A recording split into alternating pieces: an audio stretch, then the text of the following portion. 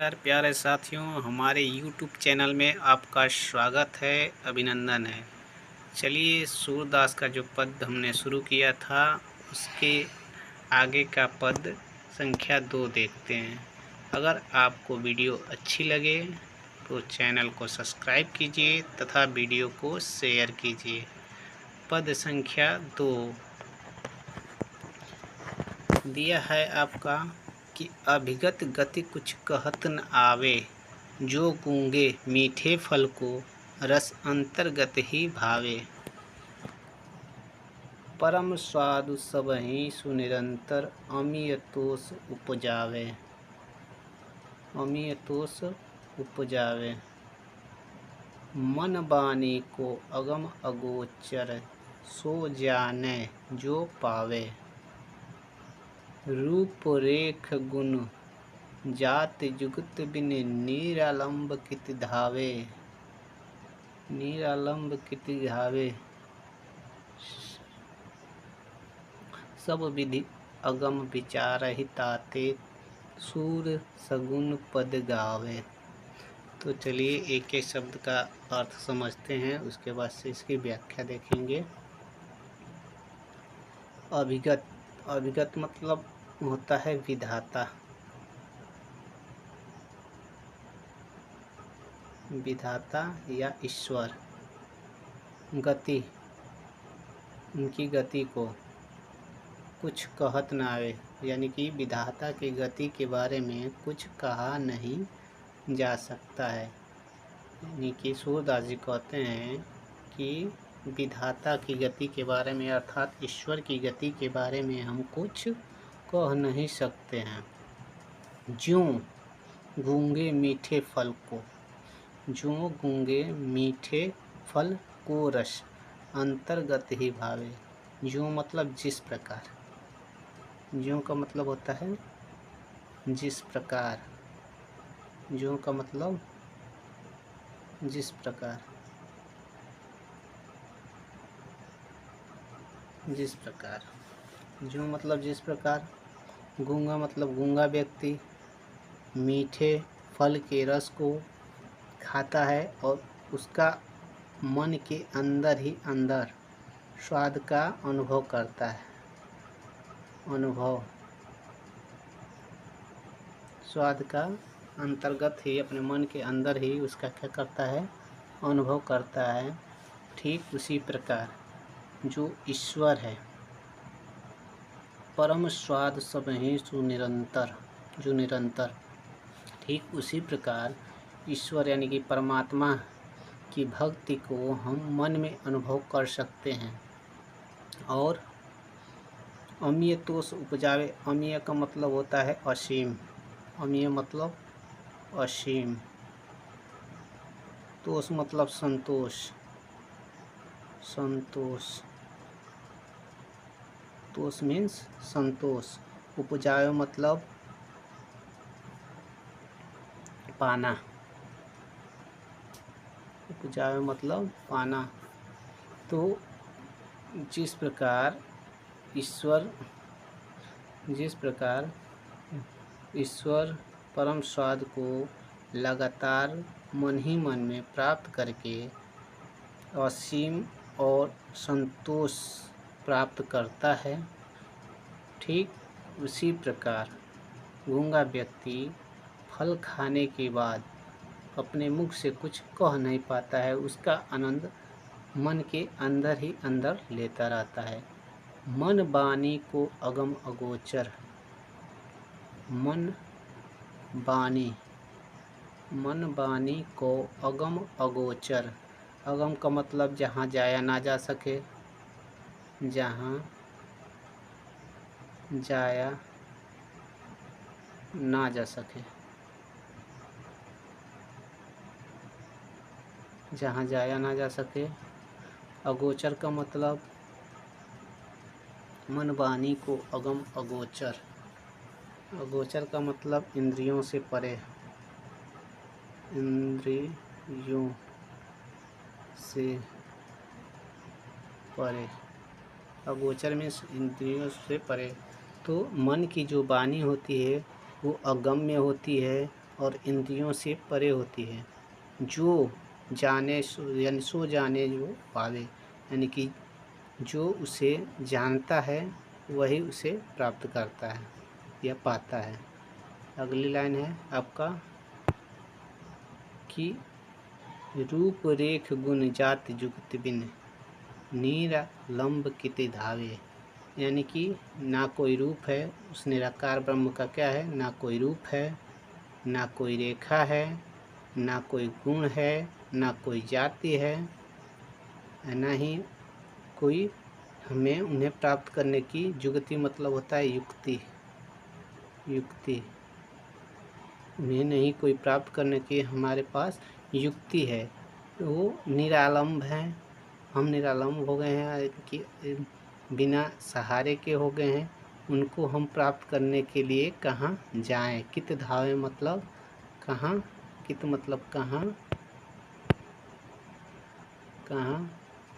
धावे मतलब जाएं, कहाँ जाएं। ठीक, अगला लाइन है आपका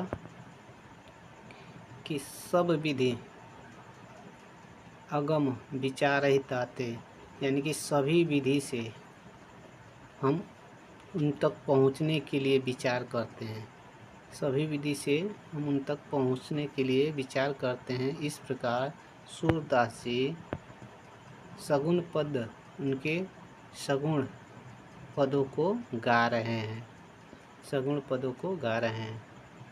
चलिए, यानी कि एक बार देख लेते हैं कि विधाता की गति कुछ कही नहीं जा सकती है, हम कुछ कह नहीं सकते हैं। जिस प्रकार गूंगा व्यक्ति फल को खाकर उसका स्वाद जो है अंतर्गत ही अपने मन के अंदर ही अनुभव करता है, ठीक उसी प्रकार हम निराकार ब्रह्म का जो है, जो निराकार ब्रह्म से जो हमारा प्रेम है उसको हम किसी को बता नहीं सकते हैं, अनुभव करते हैं। और अमीय मतलब असीम तोष, यानी कि संतोष प्राप्त करते हैं। नहीं बताकर क्या करते हैं, हम असीम संतोष प्राप्त करते हैं। मन वाणी को अगम अगोचर, यानी कि मन की जो वाणी है वो क्या है, हमारे इंद्रियों से परे है और अगोचर है, यानी कि अगोचर का मतलब इंद्रियों से परे है, तथा अगम मतलब कि जहाँ जाया नहीं जा सकता है। जो मन की वाणी को जानता है वही अपने सच्चे ईश्वर की प्राप्ति करता है। ना ईश्वर का कोई रूप है, ना रेखा है, ना गुण है, ना जाति है, ना कोई उन्हें प्राप्त करने की युक्ति है। निरालंब कित धावे, यानी कि बिना सहारे के हम उनको प्राप्त करने के लिए कहाँ जाएं? सभी विधि से विचार करके सूरदास जी उनके पदों का गान कर रहे हैं। देख लेते हैं प्रसंग। इस पद में सूरदास जी ने निर्गुण ब्रह्म की उपासना की कठिनाई बताते हुए सगुण साकार श्री कृष्ण की लीलाओं का गान का वर्णन श्रेष्ठ माना है। व्याख्या देख लीजिएगा, व्याख्या इसमें दे दिए हैं और ये लिंक है हमारे YouTube चैनल का। आगे देखते हैं इसमें रस कौन सा है, तो रस जो है शांति एवं भक्ति रस होगा। भाषा जो होगा साहित्यिक ब्रज भाषा है। जो गूंगे को मीठे फल में दृष्टांत अलंकार है, अगम अगोचर में अनुप्रांस अलंकार है। अब अगला है आपका, अगला पद है 3 नंबर की किलिकत कान घुटनवत आवत, किलिकत कान घुटुन रुवन आवत, मन में कनक नंद के आंगन बिंब पकड़िबे धावत, कबहु न रखे हरि अपुछा को कर सो पकड़न चाहत, किलिकत हंसत रजत दे दतिया, पुनि पुनि तिहि अवगाहत, कनक भूमि पर कर पग छाया, यह उपमा इतराजत, करि करि प्रतिपद प्रतिमन वसुधा कमल बैठकी साजत, बाल दशा सुख निराखी यशोदा, पुनि पुनि नंद बुलावत, पुनि पुनि नंद बुलावत, अचरा तरते ढाकी सुर के प्रभु को दूध पिलावती। तो चलिए इसका हम लोग व्याख्या देखते हैं, एक एक शब्द का पहले अर्थ देखते हैं, उसके बाद से व्याख्या देखेंगे। व्याख्या देखेंगे।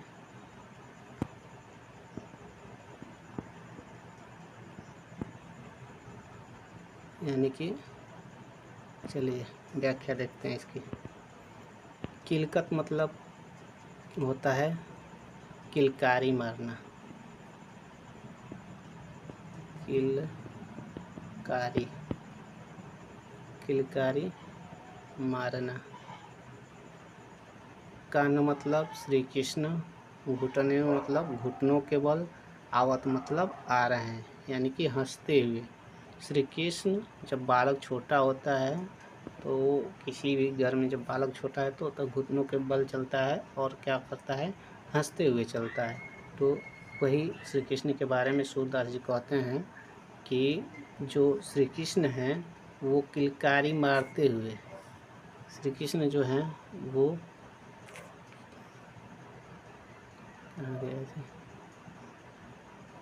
श्री कृष्ण जो है किलकारी मारते हुए घुटनों के बल आ रहे हैं। श्री कृष्ण जो है किलकारी मारते हुए घुटनों के बल आ रहे हैं। मणि में मानी मणियों से जड़ा हुआ, कनक मतलब सोना लगा हुआ, नंद मतलब नंद जी के, ठीक, के आंगन में, यानी कि श्री कृष्ण जो है मणियों से जड़ा हुआ सोने के नंद जी के आंगन में आ रहे हैं। बिंब पकड़बे धावत, बिंब पकड़बे धावत, बिंब मतलब अपने प्रतिबिंब, पकड़बे मतलब पकड़ने के लिए, धावत मतलब जा रहे हैं, यानी कि अपने प्रतिबिंब मतलब परछाई होता है,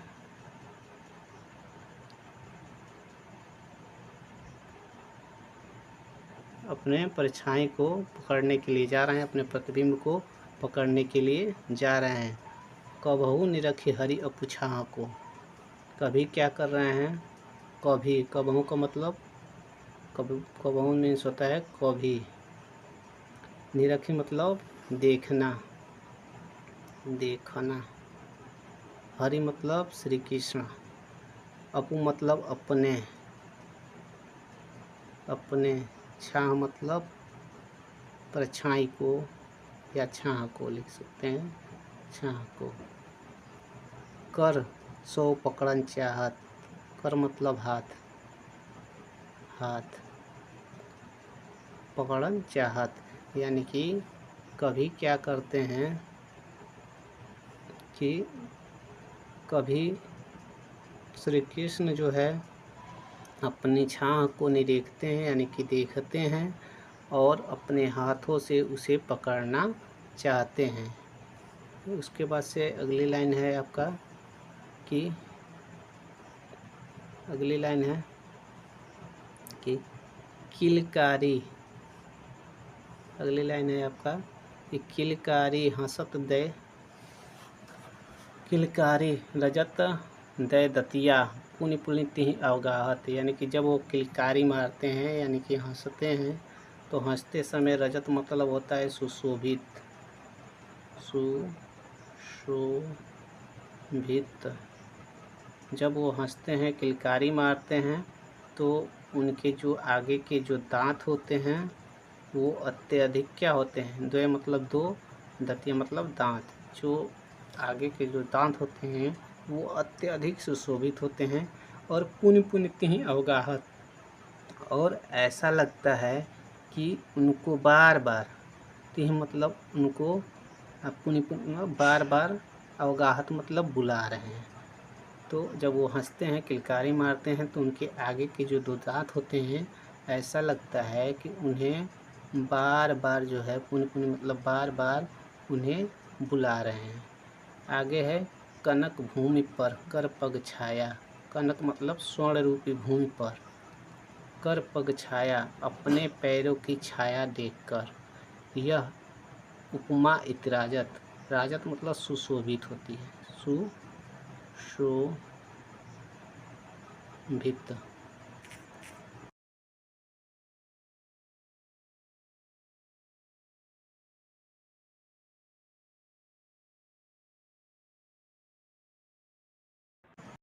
यह उपमा अत्यधिक सुशोभित होती है।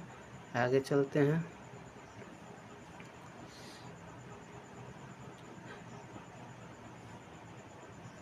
आगे आपका कि करि करि प्रतिपद प्रतिमन वसुधा कमल बैठकी साधत।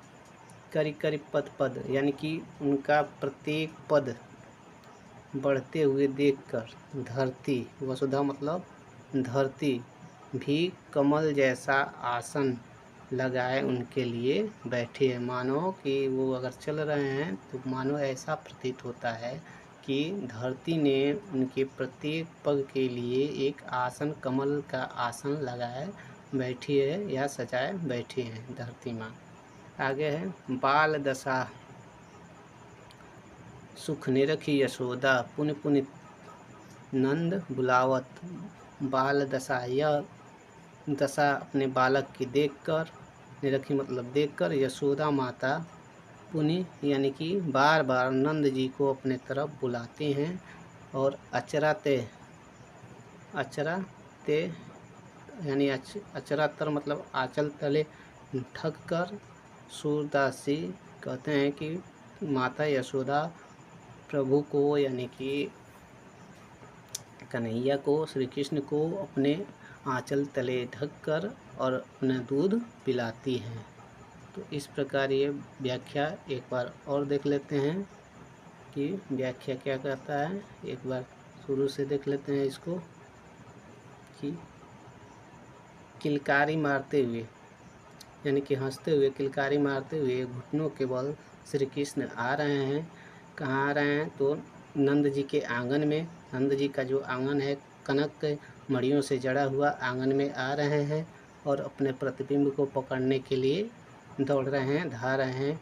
कभी अपने वो छाँ को देख रहे हैं और उसको क्या कर रहे हैं, पकड़ना चाह रहे हैं। तो उसके बाद से जब वो हंसते हैं तो आगे के जो दांत होते हैं वो बहुत सुशोभित होते हैं। राजत मतलब बहुत सुशोभित होते हैं और बार बार उन्हें अपने तरफ बुलाते हैं। कनक भूमि पर करपक छाया यानी कि स्वर्ण रूपी भूमि पर अपने पैरों की छाया देखकर यह उपमा अत्यधिक सुशोभित हो रहा है उनके बारे में। करि करि प्रतिपद यानी कि उनका प्रत्येक पद यानी कि बढ़ रहा है। तो यह वसुधा देखकर मानो ऐसा है कि कमल का जो है, पृथ्वी जो है कमल का आसन लगाए बैठी है, सजाए बैठी है उनके लिए। बाल दशा, यह अपने बालक की दशा देखकर यशोदा माता जो है नंद को बार बार अपने पास बुलाते हैं और अपने अचला तले ढक कर प्रभु को दूध पिलाती हैं। प्रसंग देख लेते हैं। इसका प्रसंग है आपका कि इस पद में श्री कृष्ण की अत्यंत मनमोहक बाल लीला का वर्णन किया गया है। जब वे घुटनों के बल नंद बाबा के आंगन में चलते हैं उसी का वर्णन है।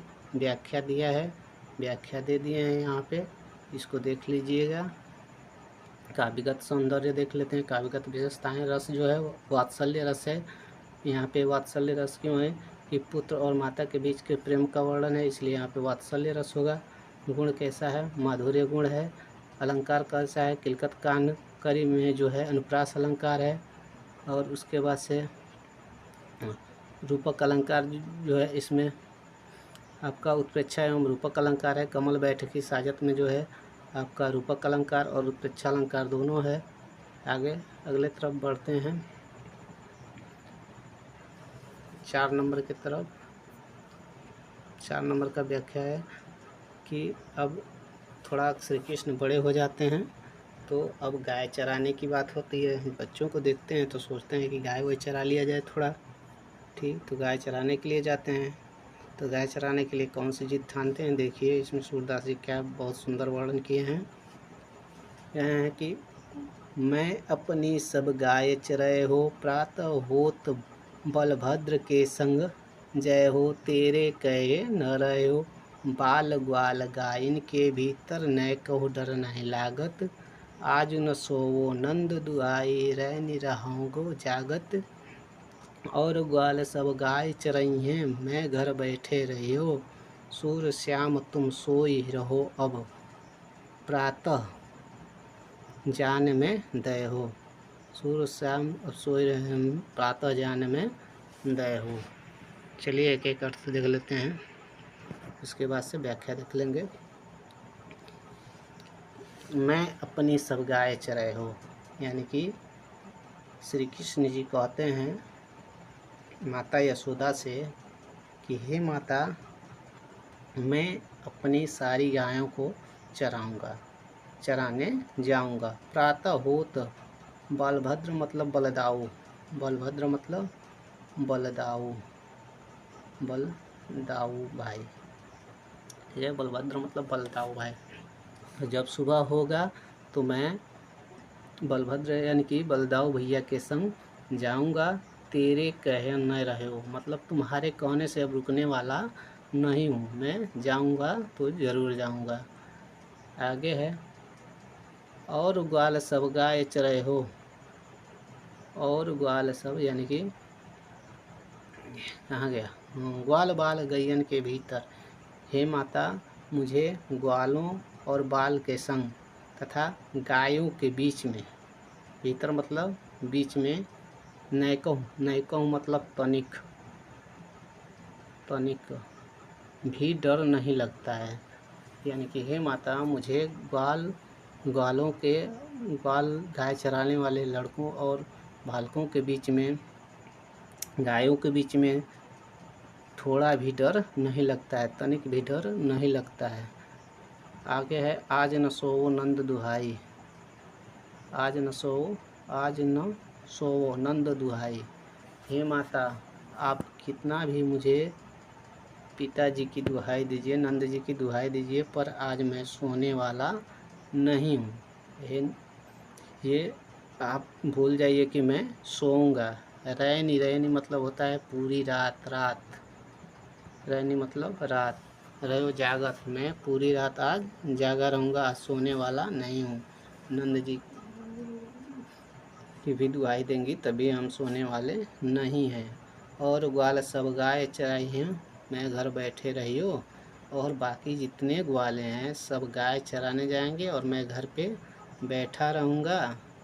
श्याम सूर्य श्याम तुम सोई रहो, माता यशोदा कहते हैं कि हे श्याम, हे श्री कृष्ण अब तुम सो जाओ। प्रातः जाने में दे हो, प्रातः जब सुबह होगा तो मैं तुम्हें जगा दूंगी, तुम बालकों के साथ वन में चले जाना गायों को चराने के लिए। ठीक है, एक बार इसका पूरा व्याख्या देख लेते हैं। पूरा व्याख्या क्या है,